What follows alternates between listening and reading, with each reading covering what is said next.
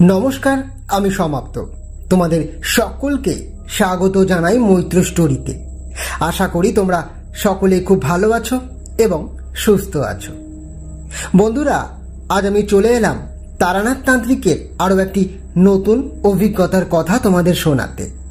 সেই অভিজ্ঞতার নাম বলির কালো রক্ত, কলমে শ্রী কর্ণকার। আর হ্যাঁ, তোমরা যারা যারা চ্যানেলটি সাবস্ক্রাইব করেছো তাদের প্রত্যেককে অসংখ্য ধন্যবাদ। আর যারা যারা এখনো চ্যানেলটি সাবস্ক্রাইব করোনি তারা সাবস্ক্রাইব করে রেখো, কারণ পরবর্তী গল্প সবার প্রথমে শোনার জন্য। তাহলে আর দেরি করছি না, আজকের গল্প শুরু করছি। আজ দুজনেই একসাথে ঠাকুরমশাইয়ের বাড়িতে এসেছি। কড়া নাড়তে হয়নি, দরজা খোলাই ছিল। ভেতরে এসে দেখি ঠাকুরমশাই বাইরে তক্তপোষ পেতে বসে। আমাদের দেখেই উঠে সেটা নিয়ে ভেতরে গেলেন। আমরা দরজা বন্ধ করে ভেতরে এলাম। আমি বললাম, ঠাকুরমশাই, কার জন্য অপেক্ষা করছিলেন? তোমাদের জন্য। আমি তো জানি এই কোনি আসবে, তাই দরজা খোলা রেখে বসেছিলাম। আর ভেতরে বাদাম ভেজে ঠান্ডা করতে দিয়ে এসেছি, তাই বাইরে বসে হাওয়া লাগাচ্ছি গায়ে, যাতে তোমরা এলেই মুড়ি মাখা করে খাওয়াতে পারি। এবার কিশোরী বলল, কেন ঠাকুরমশাই? আজ যে সাথে কিছু আনবে না সেটা আমি জানতাম, তাই। সত্যি আমরা আজকে কিছুই আনিনি, পাসিং শো পর্যন্ত না। আসলে আমরা ভেবেছি যে একটু ঘুরে আসি। ঘুরতে ঘুরতে যে আমাদের পা এখানে পর্যন্ত চলে আসবে সেটা আর ভাবিনি। কি করে জানলেন ঠাকুরমশাই? ওই আর কি, সেসব কি আর বলা যায়। কিছু কিছু জিনিস ঘটে যায়, তেমনি কত ঘটনা ঘটেছে। এবার কিশোরী বলল, তাহলে তেমনি কোনো গল্প হয়ে যাক না আজ ঠাকুরমশাই, হয়ে যাক। ঠাকুরমশাই কোনো ভনিতা না করেই বলতে শুরু করে দেন। আজ যে এভাবে গল্প শুরু হবে আমরাও ভাবতে পারিনি। না হলে গল্প ভাবতে আর সেটা আমাদের কাছে প্রকাশ করা সময় সাপেক্ষ। তবে আজকে যেন আগে থেকেই গল্প ছিলই, যেমন আমাদের আশা তেমনি গল্পের শুরু হওয়া। যাই হোক, গল্প যখন শুনতে পাচ্ছি কোনো জোড়াজুড়ি ছাড়াই, সেটা চলতেই থাকুক। চলছি, পথের পাশ দিয়ে আমি চলছি। ওই শহুরে রাস্তায় চলতে মাঝে মাঝে তো হাঁপিয়ে উঠি, তখন আবার বেরিয়ে পড়ি মেঠো পথের গন্ধ নিতে আর ওই পরিবেশের সাথে কথা বলতে। তাই মেঠো পথের মধ্যে দিয়ে যেতে যেতে হঠাৎ দেখি ক্ষেতের মাঝে কয়েকজন লোক কি যেন করছি। তাদের দেখেই আমি থমকে দাঁড়াই। তখন মাথার উপরের আকাশ একদম কালো মেঘে ঢেকে গেছে। একবার এই সেদিকে দেখে ক্ষেতের দিকে এগিয়ে গেলাম, আজকে রাতের আশ্রয় ওই চাওয়ার জন্য। যদি তাদের মধ্যে কারোর দয়া হয়, আমাকে দেখে কোথাও থাকতে দেয়, এই আর কি। আমি তখন দেবনগরে আছি, সেখানে একটা মেলা বসবে সেটাই দেখতে গেছি। কিন্তু এভাবে যে ভয়ঙ্কর দুর্যোগের কবলে পড়ব সেটা ভাবতে পারিনি। বেশ কিছুদিন থেকে বৃষ্টি নেই, তাই পথঘাট সব শুকিয়ে ফেটে চৌচি। যাত্রা পথেই সেটা দেখে বুঝি আমি বৃষ্টি হওয়ার জন্য ওই মধুসুন্দরী দেবীর কাছে প্রার্থনা করেছি। তবে এত তাড়াতাড়ি যে বৃষ্টি চলে আসবে সেটা আমি বুঝতে পারিনি, তাই ওই আশ্রয় খুঁজছি আর কি। ঠাকুরমশাইয়ের কথা শেষ না হতেই সত্যি সত্যি বাস্তবিক বাইরে মেঘ ডেকে উঠল। আর সাথে সাথে কিশোরী বলে ওঠে, কি এখনো কি আপনার দেবীর কাছে প্রার্থনা করলেন বুঝি? অবশ্য দরকার ছিল। সকাল থেকে গুমোট হয়ে আছে পরিবেশটা, রোদ নেই, কিন্তু এই ভাবসা একটা গরম। কিশোরী, যা বলেছ সত্যি তাই, তবে ঠাকুরমশাইয়ের কথা শেষ তো করতে দাও। আরে না না, দাঁড়াও। কিশোরী আমাকে থামিয়ে ভালোই করেছে। বৃষ্টি দেখে এখনই মুড়ি মাখা খেতে ইচ্ছে করছে। বসো বসো বসো, তোমরা বসো, আমি এক্ষুনি আসছি। ওইদিকে সব তৈরি আছে, শুধু নিয়ে আসবো, এই যা। এই বলে ঠাকুরমশাই উঠে চলে গেলেন। মিনিট 5 পর এলেন বাটি হাতে। সেখানে মুড়ি মাখা আছে দেখেই আমরা বুঝলাম। আমাদেরও তার ভাগ দিয়ে বসলেন নিজের জায়গায়। এবার বাইরে মুষুল ধারায় বৃষ্টি। আমরা এখন খেতে শুরু করলাম। ঠাকুরমশাই এবার আবারও বলতে শুরু করলেন গল্প। আমি ক্ষেতের কাছে এসে দেখি 6 জন লোক সেখানে দাঁড়িয়ে হাতে একটা ওই ডালা নিয়ে কিছু করছে। তারা আমাকে কেউ খেয়ালও করেনি, তাই আরো কাছে এসে দাঁড়ালাম। তখন দেখি সেখানে তাদের হাতের ডালায় আছে অনেক ওই ফল ফুল, আর অন্যদের হাতে আছে বিভিন্ন শস্য দানা। তারা বিড়বিড় করে কিছু একটা বলে ক্ষেতের মাঝের একটা গর্তে ফেলে দেয়। তারপর চোখ খুলে একে অপরকে দেখে আল পথ ধরে সামনে এগিয়ে আসে। এবার তাদের আমাকে নজরে পড়েছে। আমি হাসি হাসি মুখ করে তাদের বললাম, নমস্কার, আমি এক পথিক, যাচ্ছিলাম এখান দিয়ে। আসলে এখানে আসার কারণ ওই মেলা, কিন্তু আকাশের যা অবস্থা তাতে মনে হচ্ছে না যে আর বেশি দূর এগোতে পারবো, তাই আপনাদের দেখে ওই আশ্রয় চাইতে এসেছি আর কি। লোকগুলোর মধ্যে একজন বিকৃত কর্কশ গলায় বলে উঠল, এভাবে অচেনা মানুষকে আমরা কেন থাকতে দেব বলুন তো? আমি কোনো খারাপ উদ্দেশ্য নিয়ে আসিনি, শুধু রাতটুকু থেকে ভোরেই চলে যাব। ঝড় শুরু হলে আর বেরোতে পারবো না, তাই বলছি আর কি। অন্য আরো একটি লোক বলে উঠল, দেখুন, আমাদের এখানে এখন অনেক কাজ, তাই আপনাকে থাকতে দিতে আমরা পারি না। আপনি অন্য কারো কাছে সাহায্য প্রার্থনা করুন। এই বলে লোকগুলো আমাকে একা সেখানে ফেলে চলে গেল। আমি হতবাক হয়ে সেখানে দাঁড়িয়ে থাকি। হঠাৎ একটি ছেলের আওয়াজে আমার চমক ভাঙে। পেছন ফিরে দেখি একটি রাখাল আমার দিকে তাকিয়ে দাঁড়িয়ে আছে, আর তার পোষ্য গরুটা সেও আমাকে দেখছে দূর থেকে। কিছু কিছু বলবে খোকা? ঠাকুরমশাই, আপনি কাউকে খুঁজছেন বুঝি? না, কাউকে না, আমি আশ্রয় খুঁজছি। থাকবেন আমাদের বাড়িতে? তোমাদের বাড়িতে থাকতে দেবে? তোমার মা বাবাকে জিজ্ঞেস যে করলে না? আমার বাড়ির কেউ না করবে না। চলুন না, আমার সাথে চলুন। ছেলেটির উৎসাহ দেখে আর না করতে পারলাম না।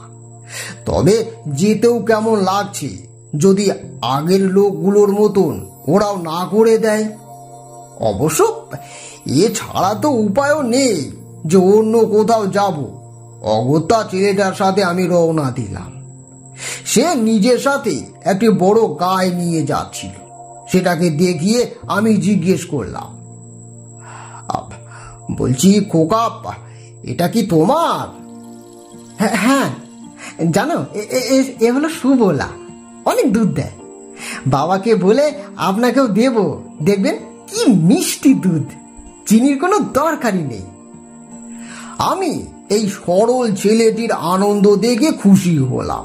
আসলেই বড়দের থেকে ছোটদের মন কতটা সরল হয়। আচ্ছা, আমাকে তোমার বাড়ি নিয়ে যাচ্ছ কেন বলো তো? আমি তো খারাপ মানুষও হতে পারি, তোমাদের তো ক্ষতিও করতে পারি। আমি কেন বলবো যে আপনি আমার সাথে চলুন। এই যে সুবলা, এই সুবলাকে দেখছেন, সেই তো আমাকে পাঠালো আপনাকে সাথে নেওয়ার জন্য। সে কিন্তু সত্যি লোক চেনে। আমার সত্যি খুব ভালো লেগে গেল ওই ছেলেটিকে, সাথে ওর ওই পোষ্যকেও। তবে এটা সত্যি যে গরুটা আমাকে দেখে একদম পাশে পাশে হাঁটছে। কি জানি কেন মনটা আমার ভালো হয়ে গেল। ছেলেটির সাথে হাঁটতে হাঁটতে অনেকটা পথ এলাম। আচ্ছা, তোমার পোষ্যের নাম তো বললে, কিন্তু তোমার নাম তো বললে না। আর এই বাড়িতে কে কে আছে? ও, আমার নাম গোপাল। বাড়িতে আমার বাবা আর সুবলা আছে, আর কিছু মুরগি, আর আছে আমার সবচেয়ে প্রিয় বন্ধু আমার ভুলু। আমি আমি বাড়ি গেলেই দেখবেন সে দৌড়ে আসবে। আচ্ছা, আপনার নাম কি? আমার নাম তারানাথ। আচ্ছা, তোমার মায়ের কথা তো বললে না। ও, আমার মা তো এখন ভগবানের কাছে ঘুমোতে গেছে। সেখান থেকে ভগবানকে বলে আমার আর আমার পোষ্যদের জন্য ভালো রাখে। আমাদের জন্য আমার মা প্রার্থনাও করেন। কথা বলতে বলতে ওর মুখে যে হাসিটা দেখলাম, সেটা আমাকে সত্যি অবাক করিয়েছে।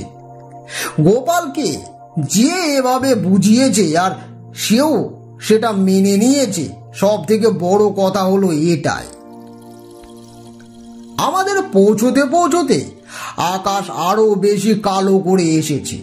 এই ঝড় উঠলই বলে তারই মাঝে অন্য একটি লোকের ডাক শুনে আমরা দুজনে সামনের দিকে তাকালাম। দেখি একটা লোক অন্তদন্ত হয়ে ছুটে আসছে আমাদের দিকে। গোপালকে দেখে সে বলে ওঠে, কিরে, এত দেরি করলি যে? কোথায় ছিলিস? সুবলা কি আজও অন্যের খেতে চলে গিয়েছিল? লোকটি কথা বলতে বলতে আমার দিকে তাকালো। আমি এসে নমস্কার জানালাম, তিনিও তাই করলেন। না বাবা, আজ তো সুবলা নিজেই আগে বাড়ির উদ্দেশ্যে রওনা দিয়েছে, আর আমি ওর পেছনে পেছনে। হঠাৎ ওই রায়বাবুদের খেতে দাঁড়িয়ে যায় আর আমাকে খেতে যাওয়ার জন্য ঠেলতে থাকে। তখন দেখি এই ঠাকুর মশাইকে। তার কাছেই জানতে পারি যে তিনি থাকবার জন্য আশ্রয় খুঁজছেন, তাই তাকে সাথে নিয়ে এলাম। আমাদের বাড়িতে আমাদের সাথেই থাকবে, সুবলাও তাই চায় বাবা। গোপালের বাবা সাথে সাথে হাত জোর করে প্রণাম জানিয়ে বলে, ঠাকুর মশাই, আমি কানাই। আজ আমার বাড়িতে থাকবেন, এটা তো আমার সৌভাগ্য। আর সুবলা যে ভুল মানুষকে সাথে নিয়ে আসেনি সেটা আমি জানি। আমার ছেলে যে আপনাকে বেশ পছন্দ করেছে। চলুন চলুন চলুন, এই দিকটা দিয়ে চলুন, এক্ষুনি ঝড় উঠবে বলে। কানাই ওদের সবাইকে নিয়ে বাড়ির ভেতরে আসতেই একটি ছোট্ট ছাগলছানা এসে লাফাতে থাকে গোপালের সামনে। গোপাল তাকে দেখে খুশিতে ভুলু বলে কোলে তুলে নেয়। তখন বুঝতে পারি এই ভুলু হলো গোপালের প্রিয় ছাগলছানা। আমি আর কানাই হেসে ভেতরে এলাম, আর সাথে সাথে হাওয়া দিতে শুরু করলো। কানাই সুবলাকে টেনে গোয়াল ঘরে ঢুকিয়ে দেয়, কিন্তু সে কিছুতে ভেতরে যাবে না। অনেক ঠেলা ঠেলি করে যখন পারল না, শেষে গোপালের কথায় ওকে নিয়ে এসে গোয়াল ঘরের উল্টো দিকে শোয়ার ঘরের বারান্দায় একদিকে ত্রিপল দিয়ে ঢেকে থাকতে দেওয়া হলো। গোপাল তো ভুলুকে কোলে নিয়ে বসে পড়েছে একদিকে। আমি সুবলার কাছে দাঁড়াতে সে মাথা বাড়িয়ে আমার কাছে আদর চাইছে, তাই তার মাথায় একটু হাত বুলিয়ে দিলাম। এবার কানাই বলল, আপনাকে যে কোথায় বসতে দিই ঠাকুরমশাই, সুবলার আজকে আবার কি যে হলো, এখানে এসে বসলো।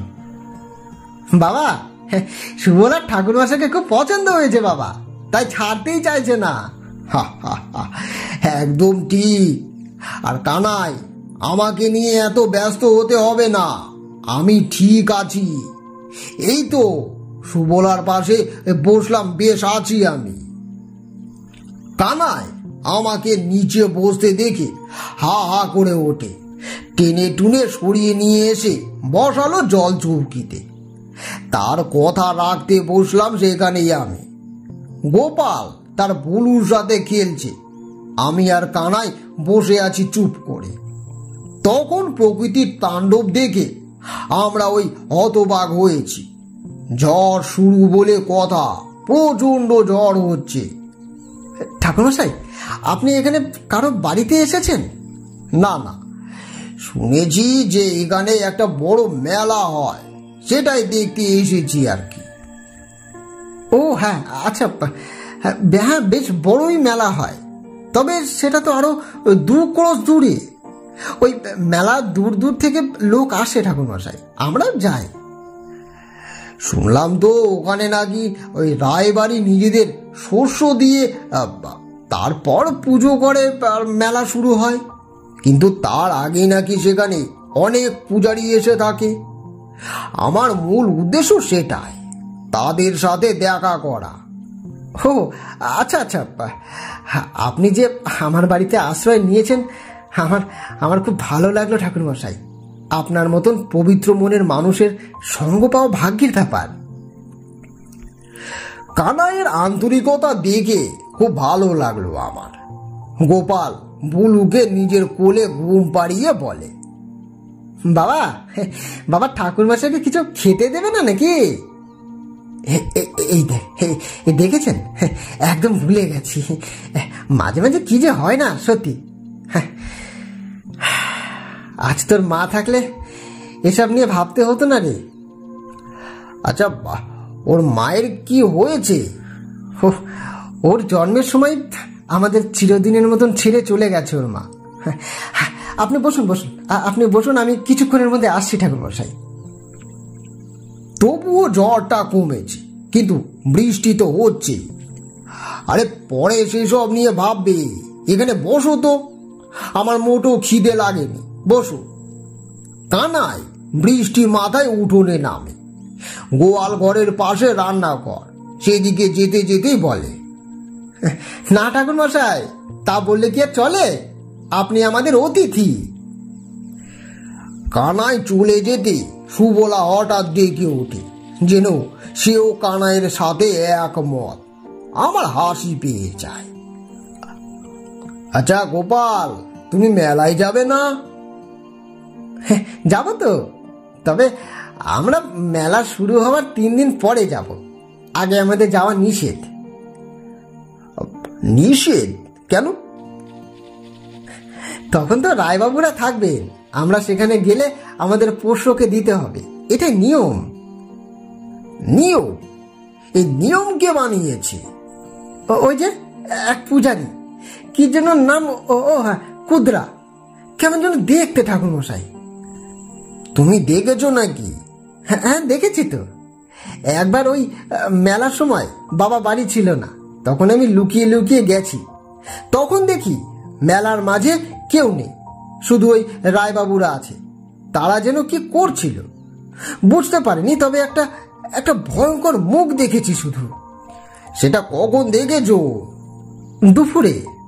তখন সেখানে কারো সেদিকে যাওয়ার অনুমতি নেই, আমরা তো সন্ধ্যের সময় মেলা যেতে পারি। বাহ, তুমি তো দেখছি সবই জানো। আচ্ছা, ওই মুখের বর্ণনা দিতে পারবে? গোপাল বলা শুরু করেই ছিল, তার আগে কানাই এসে হাজির। সে 3 জনের জন্য ওই জাম বাটি করে দুধ, খই আর অন্য থালায় সন্দেশ আর ক্ষীর নিয়ে এসেছে। নিন ঠাকুরমশাই, নিন, আমি যা পেরেছি তাই এনেছি, নিন। আমি খাবার দেখে তো অবাক। এত ভালো ভালো খাবার, খাঁটি খাবার কখনো কোনোদিন কেউ দেয়নি। আরে এত দুধ কে খাবে? কোনো কথা শুনতে চায় না কিন্তু ঠাকুরমশাই, বিশেষ কিছুই দেয়নি, আপনি পেট ভরে খান। সেই সকাল থেকে হাঁটছেন, হয়তো আদৌ কেউ খেতে দিয়েছে কিনা। গোপালের মা বেঁচে থাকলে তো কত কি রান্না করে খাওয়াতো আপনাকে। এই যা দিয়েছো, এটা কি কম? সত্যি খুব খিদে লেগেছিল, কিন্তু এভাবে না বলে কয়ে এসে তাদের খাওয়া আবার তাদের ওই ঝামেলায় ফেলা লজ্জার ব্যাপার বলে আমার মনে হচ্ছিল। ওদের যে অবস্থা সেরকম নয় সেটা বাড়ি ঘরের জীর্ণ অবস্থা দেখে বুঝতে পারছিলাম। ওরা শুরু করতে আমি শুরু করলাম। সত্যি খুব ভালো খেতে, খুব ভালো, খুব ভালো। খাওয়া শেষ করে কানাই রান্নাঘরের কাজ শেষ করে আসে। সুবলাকে চটের বস্তা দিয়ে ঢেকে দেয়। সে আরামে সেখানে বসে জাবর কাটছে। তখন সন্ধে অনেকটাই সময় পেরিয়ে গেছে। ঝড় তখনও চলছেই। এরপর আমরাও ঘরের ভেতরে চলে এলাম। ভুলু খাটের নিচে একটি বস্তায় গিয়ে শুয়ে পড়ল। কানাই আমাকে তাদের খাটে শুতে বলে, কিন্তু আমি জোর করে অনেক বুঝিয়ে নিচে পাটি আর চাদর পেতে শুয়ে পড়ি। একেই না বলে আসা, তারপর একই ঘরে ওদেরও অসুবিধে করে দেওয়া। সেখানেও আমি ওদের সাথেই আছি। সব কিছুই ভালো লাগছে শুধু তাদের ওই আন্তরিকতার জন্য। শুয়ে কিছুক্ষণের মধ্যে ঘুমিয়েও পড়লাম। শরীর বেশ ওই ক্লান্তই ছিল, আর পেট ভরে খেয়ে আর বেশি করে ঘুম পাচ্ছিল আমার। কতক্ষণ ঘুমিয়েছি জানি না। হঠাৎ পায়ে ঠান্ডা বাতাস পেয়ে ঘুমটা ভেঙে গেল, আর নরম কিছু আমার পায়ে যেন ঠেকতেই চমকে উঠলাম আমি। উঠে দেখি ভুলু আমার পাটিতে এসে পায়ের কাছে বসেছে। ওর গায়ের লোমগুলো আমার পায়ে সুরসুরি দিয়েছে বলে এমনটা হয়েছে। আমি যখন উঠে বসেছি তখন ভুলু তার গোল গোল চোখ দিয়ে আমাকে দেখছে। আমি হাত বাড়িয়ে যেই ওর মাথায় হাত বুলিয়ে দিয়েছি, সে যে কি মনে করলো, উঠে গিয়ে দাঁড়ালো দরজার সামনে। আমার মনে হলো বাইরে যাবে হয়তো, তাই আমাকে বলছে দরজাটা খুলে দিতে। আমি একবার কানাইয়ের দিকে তাকালাম, কিন্তু কানাই আর গোপাল অঘরে ঘুমোচ্ছে। ওদের ডাকতে আর ইচ্ছে হলো না, তাই নিজে উঠে দরজাটা খুলে দিলাম। ভুলুর সাথে আমিও বাইরে এলাম একটু দেখতে। বাইরে এসে বুঝলাম আবারও এক পশলা বৃষ্টি হয়েছে। ভুলু বাইরে এসে সোজা চলে গেল গোয়াল ঘরের দিকে, কিন্তু সেখানে বেশিক্ষণ না থেকে আবার ফিরে এলো। আমি এসেছি যখন, তাই প্রকৃতির ডাকের কাজ শেষ করে ঘরে এলাম একেবারে। দরজাটা ভেজিয়ে দিলাম যাতে ভুলু এলে ঢুকতে পারে, আর বাইরে তো সুবলা আছে। এই ভেবে আবারও ঘুমিয়ে পড়লাম আমি। কিন্তু এবার আর বেশিক্ষণ না, মিনিট 5 পর হঠাৎ একটা ছাগল ছানার তারুর স্বরে চিৎকার শুনতে পেলাম আমি, আর সাথে সাথে উঠে বসলাম। এরই মধ্যে সুবলা চিৎকার শুরু করেছে। ব্যাপার কিছু গন্ডগোল হয়েছে বুঝে বাইরে তাড়াতাড়ি আমি এলাম। এতক্ষণে কানাই আর গোপাল ছুটে এসেছে। বাইরে এসে দেখি সুবলা বাইরের দরজার কাছে গিয়ে চিৎকার করছে, কিন্তু ভুলুর গলার আওয়াজ শুনতে পাচ্ছি অনেক দূর থেকে। নিজেই বাইরের দরজা খুলে বাইরে এলাম, কিন্তু এই অন্ধকারে কিছুই নজরে এলো না। তবুও আওয়াজের প্রতিধ্বনি লক্ষ্য করে এগিয়ে যেতেই যাব, তখন পেছন থেকে গোপালের কান্নার আওয়াজ আমি পেলাম। গোপাল কাঁদতে কাঁদতে বলছে, বাবা, বাবা আমার ভুলু, ওকে মেরে ফেলবে বাবা, বাবা, বাবা ভুলু। আমি আর কিছু জিজ্ঞেস করার সময় পেলাম না। দৌড়ে গেলাম আওয়াজের দিকে, কিন্তু কিছুই নজরে আসছে না। রাত বলেই অনেকটা দূর থেকেও আওয়াজ হয়তো শুনতে পাচ্ছি স্পষ্ট। ইতিমধ্যে কানাই লণ্ঠন হাতে দৌড়ে এসেছে আমার পেছনে। এবার কানাই বলল, ঠাকুরমশাই, ঠাকুরমশাই কি হলো? খুঁজে পেলেন ভুলুকে? না, তবে আওয়াজটা ওই দিক থেকে আসছে। চলো তো, চলো দেখে আসি। এবার কানাই বলল, ওইদিকে? থাক ঠাকুরমশাই, থাক, ফিরে যাই। চলুন চলুন, ভুলুকে আর পাওয়া যাবে না ঠাকুরমশাই। চলে আসুন, চলে আসুন, ওদিকটা যাওয়ার কোনো দরকারই নেই। আসুন আসুন আসুন। আরে থামো থামো। কেন কেন কানাই? আমাকে তুমি লণ্ঠনটা দাও, আমি দেখে আসছি। দাও তো। কানাই আমাকে কিছুতেই সেদিকে যেতে দেবে না। আমি জোর করে ওর হাত থেকে লণ্ঠনটা নিয়ে ক্ষেতের ভেতরে এলাম। সেখানে তখন ক্ষেতে ছোট ছোট কিছু শাক গাছ লাগানো আছে, সেই সব বড় হয়ে জায়গাটা ভরে আছে। সেই সব পেরিয়ে আলাদা আরো একটি আলের কাছে এসে হঠাৎ একটা কিছুকে দেখে আমি থমকে দাঁড়াই। লণ্ঠনটা কিছুটা উপরে তুলে ধরে দেখবার চেষ্টা করলাম কিছু আছে কি না, কিন্তু অন্ধকারের মধ্যে কিছুই দেখতে পাচ্ছি না। তাই আরো কিছুটা এগিয়ে গেলাম। এবার চোখের সামনে যা দেখলাম তাতে আমার বিশ্বাস আর হলো না। লণ্ঠনের আলোয় আলো আধারিতে দেখলাম সেখানে কলা পাতায় ওই মুরগি, মাছ, আরো কিছু পশুর মাথা আর রক্ত রাখা। সব কিছুর মাঝে একটা ছাগলের গলা কাটা অবস্থায় পড়ে আছে। সেটা যে সদ্য কাটা হয়েছে দেখেই বোঝা যাচ্ছে। সেটা আসলে ভুলু কিনা তা আমি বুঝতে পারলাম না, কারণ আমাদের পরিচয় সামান্য সময়। তবে সেসব খাবারের বিপরীতে একটা কালো ছায়া মূর্তি প্রায় মাটিতে শুয়ে আছে দেখলাম। তার লম্বা শরীর যে কতটা জায়গা জুড়ে আছে সেটা বুঝতে পারলাম না। সেই ছায়া মূর্তি এবার কলা পাতায় রাখা খাবারগুলো খেতে শুরু করে। তার কটমট শব্দটা আমার কানে যেতেই আমি যেমনি নিঃশব্দে গিয়েছিলাম তেমনি নিঃশব্দে এক পা করে পিছিয়ে এসে কানাইকে সাথে নিয়ে দৌড় লাগালাম। কানাই আমার আচরণে খুব অবাক হয়েছে, কিন্তু একটিও প্রশ্ন করেনি। বাড়ি যখন এসে পৌঁছেছি তখন দেখি সুবলা বাইরের দরজায় দাঁড়িয়ে চিৎকার করছে। ঘরের ভেতরে গোপাল কাঁদছে আর বাবাকে ডাকছে। কানাই তড়ি ঘড়ি এসে দরজা খুলে ভেতরে আসে। আমিও এলাম সাথে। গোপাল কাঁদতে কাঁদতে কানাইকে জড়িয়ে ধরে। বাবা, আমার ভুলু, বাবা, আমার ভুলুকে এনে দাও বাবা। চুপ কর, কাঁদিস না বাবা, কাঁদিস না। ভুলু আর বেঁচে নেই। ওকে যে একদিন যেতেই হতো রে। আমি অবাক হলাম। তার মানে কানাই সব জানে? ওই লম্বা নিচে শুয়ে থাকা ছায়া মূর্তিটা আসলে কে সেটাও জানে? আমি কানাইয়ের কাছে এসে গোপালের মাথায় হাত রেখে বললাম, আসলে ভুলটা আমারই।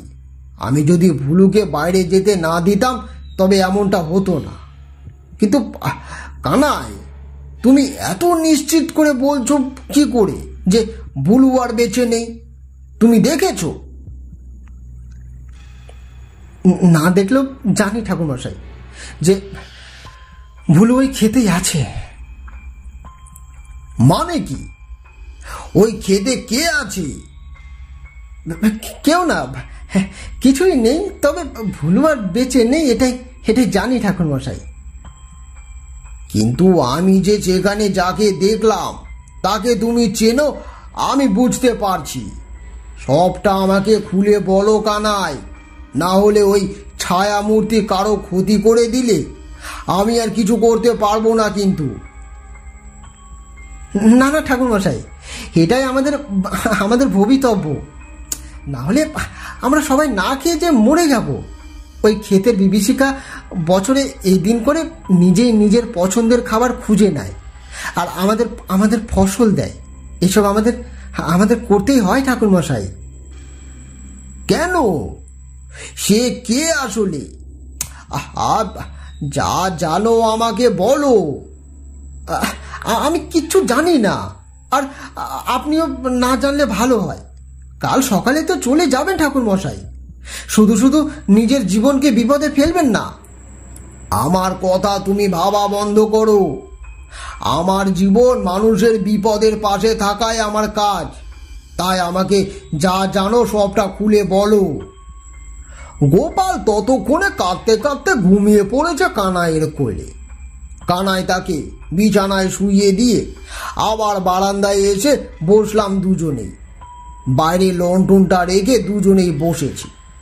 সুবলা আমাদের দেখে সদর দরজা ছেড়ে আমাদের পাশে এসে বসে। এবার আমার কেন যেন মনে হলো সুবলা কিছু একটা বুঝতে পেরেই সন্ধে থেকে আমাদের সাথেই আছে, কারণ কোনো অশুভ শক্তির উপস্থিতি সবার আগে টের পায় ওরাই। তাই সুবলার মাথায় আবারও হাত বুলিয়ে দিলাম আমি। ঠাকুরমশাই, আপনি খেতে তাহলে সেই দেবতাকে দেখেছেন? দেবতা? একটা ছায়া মূর্তি ছিল সেখানে, কিন্তু সে কি করে দেবতা হয়? ঠাকুরমশাই, সেই ক্ষুদ্রা দেবতা আমাদের খাওয়ায়। সে না থাকলে আমরা আমরা কেউ খেতে পাবো না ঠাকুরমশাই। এই পুজো এখানকার এলাকার প্রতিটা জমিদার মালিক করে, একবার এক এক মালিক করে। তখন সে ক্ষুদ্রা দেবতাকে ভোগ দিতে হয়, আর সেই ভোগ খেয়ে দেবতার আশীর্বাদে আমাদের এখানে ফসল ভালো হয় ঠাকুরমশাই। তাই তার ভোগে কোনো পশু গেলে কিছু বলা যায় না, সে তো আমাদের উপকার করে। কিন্তু আমি যতদূর জানি এই ক্ষুদ্রা একটি অপদেবতা। তাহলে কি করে তাকে পুজো দেয়? তোমরা কেউ না করলে না কেন? আমরা কি বলবো বলুন তো? আমরা তো কিছুই জানি না, যা করে ওরাই করে। সেখানে আমাদের কি বলা উচিত আপনি বলুন না? খেতে দিচ্ছে এটাই তো অনেক, তাতে আমাদের একটি করে পোষ্য দিতে হলেও তো ক্ষতি কি? আমরাও তো মাংস খাই। তাই বলে একটা অপদেবতাকে পুজো করবে? জানো এর ফল কত ভয়ঙ্কর হতে পারে? আজ জমি আছে বলে পুজো করছে, আর যদি কেউ না করে তাহলে সে তখন তোমাদের খাবে। বুঝতে পারছো কোন ভবিষ্যৎ নিয়ে তোমরা বাস করছো?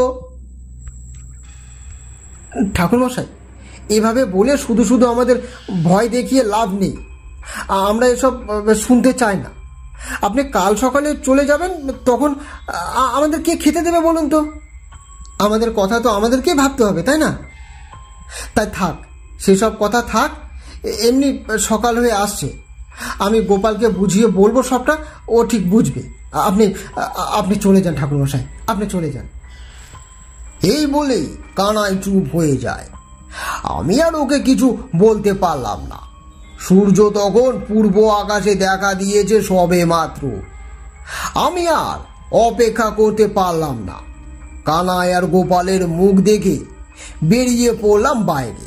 কানাই তখন দাঁড়িয়ে বারান্দায়। সে আর কিছু বলল না, বুঝলাম অভিমান করেছে হয়তো। তবে সুবলা আমার পথ আগলে দাঁড়িয়ে আছে রাস্তায়। আমি তার মাথায় হাত বুলিয়ে বললাম, এভাবে আমাকে আটকে রাখিস না, আমাকে যেতে দে, না হলে তোদের বাঁচাবো কি করে বলতো?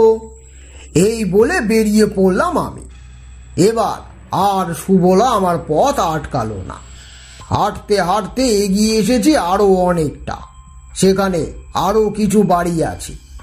কি মনে হতে তাদের সাথে গিয়ে কথা বললাম, কিন্তু কেউ সেই বিষয়ে কিছুই বলতে চাইল না। তাই আর বাক্য ব্যয় না করে এগিয়ে এলাম আরো। এবার প্রায় মেলার কাছে চলে এসেছি। সেখানে আসা মাত্র বুঝলাম মেলায় তখনও কেউ আসেনি, কারণ যেসব দোকান বসেছে তা সবাই মাঠের বাইরে, আর ভেতরে নদীর পাশে সব তাঁবু পড়েছে। আর সেখানে যে অন্য সাধুরা থাকছে তা বুঝতে পারছি। এবার কাকে বলে ভেতরে ঢুকবো বুঝতে পারছি না।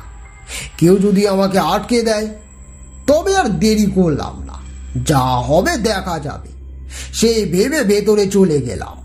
নদীর কাছে এসে তাঁবুগুলোকে দেখছি, কিন্তু কাউকে দেখতে পাচ্ছি না। ভোরে চলে এসেছি বলেই যে কাউকে খুঁজে পাচ্ছি না সেটা বুঝতে পারলাম। কেউ হয়তো এখনো ওঠেনি, কিন্তু বেলা বাড়ার সাথে সাথে কাউকে যখন দেখতে পেলাম না, তখন বাধ্য হয়ে একটি তাঁবুর কাছে এসে হাঁক দিলাম। কিন্তু কারো সাড়া না পেয়ে অন্যগুলোতে গেলাম। তখন একটি তাঁবু থেকে সাড়া পেলাম। কে কে ডাকে? এত সকালে কে ডাকে? আগে আমি এক পথিক বলছি যে এখানে কেউ নেই কেন? সবাই কোথায় গেছে? ভেতর থেকে একটি মানুষ বেরিয়ে এলো। সে আমাকে আপাদমস্তক দেখেই বলল, কে তুমি? এখানে কি চাই? আগে আমি এক পথিক, এখানে এসেছি সাধুর সঙ্গ পেতে। অনেক দূর থেকে এসেছি, কিন্তু কাউকে তো দেখতে পাচ্ছি না। এবার লোকটি বলল, তারা সবাই গেছে কুদরার মাঠে। সেখানে আজ সন্ধ্যার পুজো হবে, তারপর রাত থেকে মেলা শুরু। তখন এসে তুমি তোমার সাধু খুঁজো। আচ্ছা, কোন দিকে সেটা যদি একটু বলেন তবে দেখে আসতে পারি আর কি। লোকটি বিরক্তিভাবেই বলে, ওই সোজা চলে যান, দেখতেই পাবেন, যান। এই বলে লোকটি তাঁবুর ভেতরে চলে যায়। আমি আবার হাঁটতে শুরু করি, কিন্তু মাঠ আর খুঁজে পায় না। শেষে অনেকটা হেঁটে এসে এক সাধুর দেখা পেলাম। আমি তাকে প্রণাম করে সবটা বললাম। সে আমার কাছে সাধু সঙ্গ পাবে বলে খুব খুশি হয়ে আমাকে নিয়ে গেল সেই মাঠে। আমি তার সাথে মাঠের মাঝখানে এলাম। সেখানে সেদিনের সেই লোকগুলোকে আমি দেখতে পেলাম। তারা আমাকে না চিনলেও আমি তাদের ঠিক চিনেছি। কাছে এসে তাদের সকলকে প্রণাম করে তাদের সাথে থাকার অনুমতি চাইলাম। আমাকে যে সাধু এখানে নিয়ে এলেন তিনি অন্য এক সাধুকে বলতে সে এসে আমাকে মাথায় আশীর্বাদ করে থাকবার অনুমতি দিলেন। দুপুরে তাদের সাথেই খেলাম, কিন্তু তারা ঠিক কি করছে কি বলছে সেসব জানতে পারিনি। তাই সময়ের অপেক্ষা করছি। আর তাদেরকে যদি কিছু বলতে যায় আর সেটা খারাপ কিছু হয়, তাই চুপ করেই ছিলাম। বিকেল থেকে ওদের কাজের তোড়জোড় দেখে আমি তো অবাক হলাম। অনেকগুলো লাল মোরগ, ছাগল, ভেড়া সব আছে, কিন্তু একটি পুজোর জন্য এত অবলা প্রাণীর প্রাণ যাবে, এ দেখে আমার খুব খারাপ লাগলো। কিন্তু এখনই কিছু বলতে পারছি না। যদি আমাকে বের করে দেয়, তবে তাদের তোড়জোড় দেখে মনে হলো এক্ষুনি সেগুলোকে বলি দিতে শুরু করবে। কথাগুলো ভাবতে না ভাবতেই ওরা এক একটি পশুকে নিয়ে ভালো করে স্নান করিয়ে হলুদ আর সিঁদুর মাখিয়ে রাখছে। আমি আর থাকতে পারছি না। আমার মন ভেতর থেকে শুধু ছটপট করছে। যিনি আমাকে আশীর্বাদ করেছিলেন তিনি তখন সেখানেই দাঁড়িয়ে। তাহলে তিনি বধ করবেন? এতে ভবিষ্যতে গ্রামবাসীর ক্ষতি হবে। এরপর খাবার না পেলে তখন গ্রামবাসীকে ধরে ধরে খাবে। ওরা কি এটা ভেবে দেখছে না? কথাটা মাথায় আসতে আমি তাদের বাধা দিয়েই বললাম, আগে এটা কি করছেন? আরে কেন মারবেন ওদের? ওরা তো কোনো ক্ষতি করেনি। এবার সাধু বলল, এই চুপ কর, তুই বেরিয়ে যা এখান থেকে। আমার কাজে বাধা দিলে তোর মৃত্যু অনিবার্য, কিন্তু থাকতে দিয়েছি শুধু থাকবি, এই ব্যাস। কিন্তু একবার ভেবে দেখুন, আপনি যার পুজো করবেন আর সে তো একজন অপদেবতা। আমার কথা শুনে সাধু তো হো হো করে হেসে ওঠে, কিন্তু পাত্তা দেয় না। আর একটিও বাক্য ব্যয় না করে সাধু নিজে পশুদের বলি দিতে এগিয়ে এলে আমিও এগিয়ে যাই। তার হাত ধরে তাকে আটকে দিই। এবার সাধু বলে ওঠে, তোর এত বড় সাহস, আমার হাত ধরেছিস? জানিস আমি কে? আমি কাউকে চিনতে চাই না, শুধু ওদের ছেড়ে দিতে হবে। সাধু যেন একের পর এক প্রশ্নের জবাব দেওয়া জরুরি মনে করেনি। তিনি ইশারা করতে অন্যরা ছুটে আসে, আমাকে টেনে সেখান থেকে সরিয়ে দেয়। আমি চিৎকার করে বলি, এই ভুল করবেন না।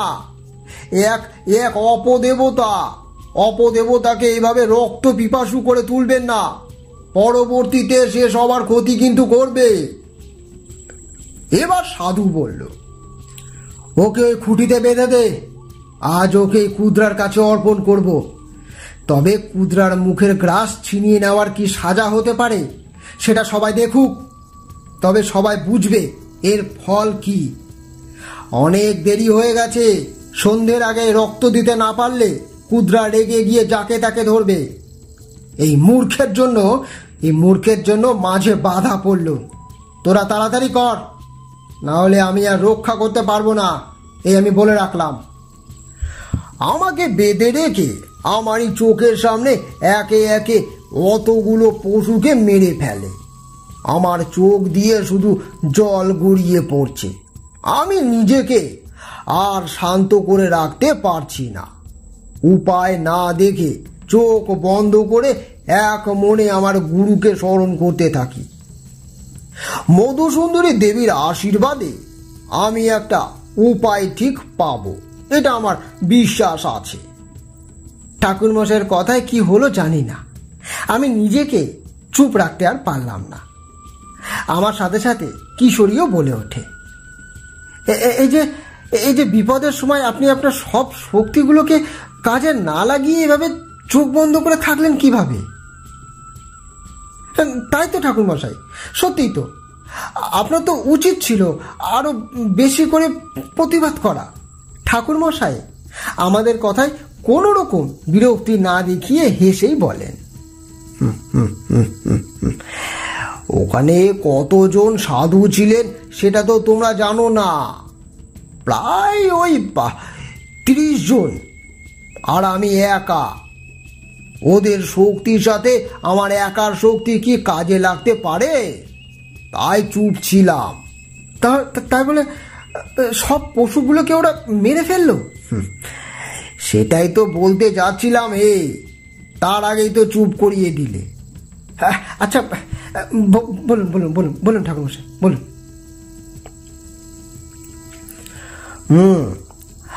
আমি যখন চোখ বন্ধ করে আছি তখন হঠাৎ সব ওই সাধুদের মধ্যে একটা চাঞ্চল্য বুঝতে পারলাম। আমি মনে হলো সবাই যে যেদিকে পারছে ছুটে যাচ্ছে, আর একটা গরম কিছু যেন আমার দিকে ছুটে আসছে। এবার আমি চোখ খুলে দেখি আমার মুখের সামনে শুয়ে আছে সেদিনের সেই কালো ছায়া মূর্তি, দেখতে বিভৎস। মুখ থেকে লালা পড়ছে, চোখে আগুনের ছটা। আমাকে দেখে তার জিভ বের করে একবার মুখ চেটে নিয়ে ফেলে রাখা মৃত পশুগুলোর দিকে চলে যায়। সাধু কুদ্রার দিকে তাকিয়ে হাত জোর করে বলে, হে দেবতা, আমাকে ক্ষমা করবেন। এই মূর্খটা আমার কাজে বাধা দিয়েছে। আমি আপনার আজকের 51টা পশুর রক্ত দিতে পারিনি। এই মূর্খটাকে আপনার খাদ্য হিসেবে গ্রহণ করে পুজো সম্পূর্ণ করতে আদেশ দিন, আর এই গ্রামকে ফসলে ভরিয়ে দিন। শুধু আজকের রাতটাই যে আছে, ক্ষমা করে দিন দেবতা, ক্ষমা করে দিন। সাধুর কথায় একটা পৈশাচিক হাসি এসে উঠে কুদ্রা। সে হেসে নিজের শরীরটাকে টানতে টানতে নিয়ে আসে রক্তের মধ্যে। এদিকে অন্য পশুগুলো ভয়ে চিৎকার করতে থাকে। আমি তখনও এক মনে মধুসুন্দরী দেবীকে ডেকেই চলেছি। এই অপদেবতাকে কোনোভাবে আজকে শেষ করতে না পারলে দিন দিন এর ক্ষুধা বাড়তেই থাকবে। কিন্তু কি করণীয় সেটাই বুঝতে পারছি না এখন আমি। কুদ্রা তখন রক্তের মধ্যে নিজের কালো লম্বা শরীরটাকে মিশিয়ে দিয়ে হাত দিয়ে রক্তগুলো চেটে খাচ্ছে, আর মৃত পশুর মাংস কামড়ে খাওয়ার শব্দে চারদিক তখন মুখরিত। সেসব খাওয়া শেষ করে যখন আমার দিকে এসেছে তখন কুদ্রার ঘ্রাণ শক্তি আমাকে যেন জ্বালিয়ে দিচ্ছে। আমি আর থাকতে না পেরেই বলি, তুই একটা অপদেবতা, কোনোদিন মানুষের ভালো করিস না, শুধু নিজের কথা ভেবেই কাজ করিস। এভাবে তোর এই জগতে থাকার কোনো অধিকার নেই। আমার দেবী তোকে শেষ করার অনুমতি দিয়েছে রে। আমি তোকে আজই শেষ করে ফেলবো। আমার দেবী আর গুরুর আদেশ আমি পেয়েছি। এই বলে যখন আমি আমার হাত টেনেছি, আমার হাতের বাঁধন খুলে যায়। সাধুরা সবাই অবাক হয়ে যায়। এই ছোকরার হাত খুললো কি করে রে? ওকে ধর, ওকে ধর। তার কথা শুনে যখন সবাই আমার দিকে এগিয়ে আসে, কুদরা নিজে তাদের দিকে ঘুরে ওই নিজের রক্ত মাখা ধারালো দাঁত বের করে ভয় দেখায়, বুঝাতে চায় আমি তার শিকার, তাদের নই। সবাই পিছিয়ে গেছে। আমার মুখে তখন হাসি। ঠিক আছে, তুমি আমার হাতে মরতে চাও কুদরা, তাই হবে। আমার কথা শেষ না হতে কুদরা নিজের দাঁত আমার পায়ে বসাতে আসে। আমি আমার জায়গা থেকে এক চুলো নড়িনি। তাকে তো আমি ভয় পাই না, বরং গ্রামবাসীর জন্য আমার জীবন দিতে প্রস্তুত আমি। আবারও ঠাকুর মশাইকে থামিয়ে দিয়ে কিশোরী চেঁচিয়ে উঠে বলে, আপনাকে কামড়ে দিল ঠাকুর মশাই? অপদেবতাকে আপনি বধ করছেন না কেন? আরে সে তো আগেই মরে যেত। আপনার তো এত ক্ষমতা। তবে আমি কিশোরীকে তাড়াতাড়ি ধমকেই বললাম, আরে চুপ করবে তুমি? আসল সময় যত সব তোমার কথা। ঠাকুর মশাই আপনি বলুন তো, বলুন আপনি বলুন। কিশোরী এবার মুখে আঙুল দিল, যেন আর কোনো কথা সে বলবে না। যাই হোক, সেই কুদরা আমার পা কামড়াতে এলো। তখন হঠাৎ একটা গরুর ডাক কানে এলো আমার। আমি মুখ ঘুরিয়ে দেখি কানাই আর ওই সুবলা দাঁড়িয়ে আছে। সুবলা আমাকে দেখা মাত্র দৌড়ে আসে, এসে আমার একদম সামনে ঢাল হয়ে দাঁড়িয়ে যায়। আমি তো অবাক। কানাইও যে অবাক হয়েছে তার মুখ দেখে বুঝতে পারছি আমি। কেন জানি না মনে হলো সুবলা আমাকে বলতে চাইছে যে আমি তো আছি, আমি তোমাকে বাঁচাবো। কুদরা সুবলাকে দেখে নিজের হাত দিয়ে মাটিতে এক ঘা মেরে বিকট চিৎকার করে ওঠে। হঠাৎ উপরের দিকে নিজের শরীর তুলে আমার দিকে ছুটে আসতে সুবলা নিজের মাথা নিচু করে সোজা শিংগুলো গেঁথে দেয় কুদরার পেটে। আর সাথে সাথে কুদরার শরীর যেন পাল্টে গেল একটা অপরূপ ওই দ্রুতি ছড়ানো শরীরে, যাকে দেখে মনের মধ্যে প্রশান্তি জাগে, ভক্তি হয়। আসলে আরো বেশি অবাক হলাম এটা দেখে যে সুবলা তখন নিজের রূপে আর নেই, সে আছে আমার গুরুর রূপে। কুদরা হঠাৎ মাটিতে পড়ে যায়। অনেক কষ্টে উঠে দাঁড়িয়ে হাত জড়ো করে বলে, গুরু আমাকে ক্ষমা করবেন। আমি আমার সীমা অতিক্রম করে গিয়েছিলাম বলে রক্তপায়ী কুদরায় পরিণত হয়েছিলাম, কিন্তু আমি তো তেমনটা নয়। আমার খাদ্য গরুর দুধ। গুরুদেব আমাকে আশীর্বাদ করুন গুরুদেব, আমি যেন আমার আগের রূপে ফিরে যেতে পারি। আমি গুরু আমার দিকে ঘুরে আমাকে আশীর্বাদ করে বলেন, আমি জানতাম তারা, তুই পারবি, আমি জানতাম। তাই তো তোর সাথে কবে থেকে পিছু নিয়েছি রে আমি। আর এই শয়তান সাধুগুলো কুদরার মতন ভালো দেবতাকে দুধের বদলে রক্ত খাইয়ে অপদেবতা করে দিয়েছিল। লোভ ছিল ওদের সোনার, জানতো যে রক্ত পেলে কুদরা ফসলের বদলে সোনা দেবে। তাই নিজেরাই ওই যজ্ঞ করে কুদরাকে অপদেবতায় পরিণত করে, তার পুজো আরম্ভ করে। আর গ্রামবাসী ওদেরই বিশ্বাস করতে শুরু করে, জানতেও পারে না যে কোন পাপের সঙ্গী হচ্ছে তারা। মূর্খ ওরা সবাই। আর একদিকে কুদরা এমন রক্ত পেয়ে রক্তপায়ী কুদরাতে পরিণত হবে আর ধীরে ধীরে মানুষ খেতে শুরু করবে। কানাই কাঁদতে কাঁদতে ছুটে এসে হাত জড়ো করে বলে, আমাকে আমাকে ক্ষমা করুন ঠাকুরমশাই, আমি বুঝতে পারিনি, গ্রামের কেউ বুঝতে পারেনি। সবাই ফসলের লোভে পড়ে গিয়েছিল। কিন্তু এই সাধুগুলো যে আসলে শয়তান কে জানতো বলুন তো? আমাদের পাপ থেকে মুক্তি দিন ঠাকুরমশাই, তাদের উচিত শিক্ষা দরকার। তোদের পাপ থেকে মুক্তি পাওয়ার একটি উপায় রে, এই ক্ষুদ্রাকে এখান থেকে দেবতা রূপে পুজো করতে হবে, তবে রক্ত দিয়ে নয়, গরুর দুধ দিয়ে। আর এই পুজোয় ক্ষুদ্রার সেবায় নিযুক্ত থাকবে এই সব সাধু। কেউ এই জায়গা ছেড়ে যেতে পারবে না, বুঝেছিস? গেলেও একদম বেরিয়ে যেতে পারবে না। সাধু নিজ হাত জড়ো করে বলে, তাই তাই তাই হবে ঠাকুরমশাই, তাই হবে। আমাদের অনেক বড় ভুল হয়ে গেছে। আমরা আমাদের প্রায়শ্চিত্ত করব, আর কোনোদিন এমন কাজটা করব না, কথা দিচ্ছি।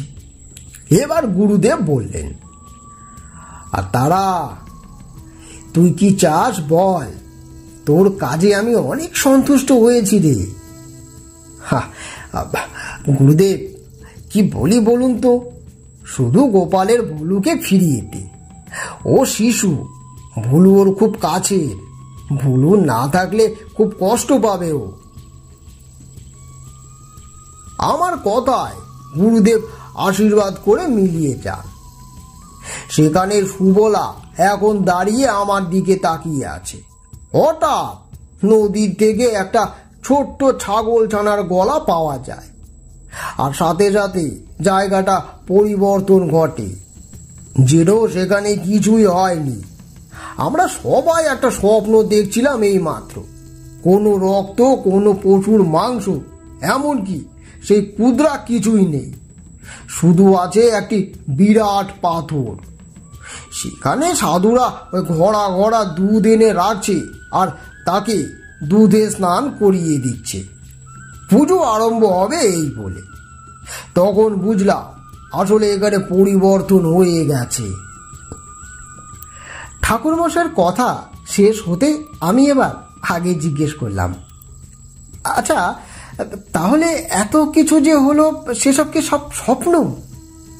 এবার কিশোরীও বলল, আর কানাই, ভুলু, সুবলা, ওরা সবাই আছে, সবাই আছে, সবাই বাস্তব।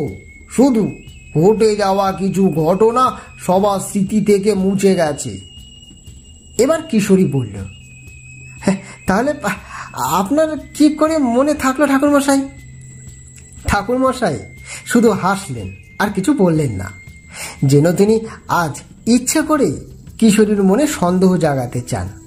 তবে এই পৃথিবীতে এমন অনেক কিছুই ঘটে যার আমাদের কাছে কোনো ব্যাখ্যা থাকে না, তবুও ঘটে যায়, আর তার একটা অতি সূক্ষ্ম প্রমাণ থেকে যায়।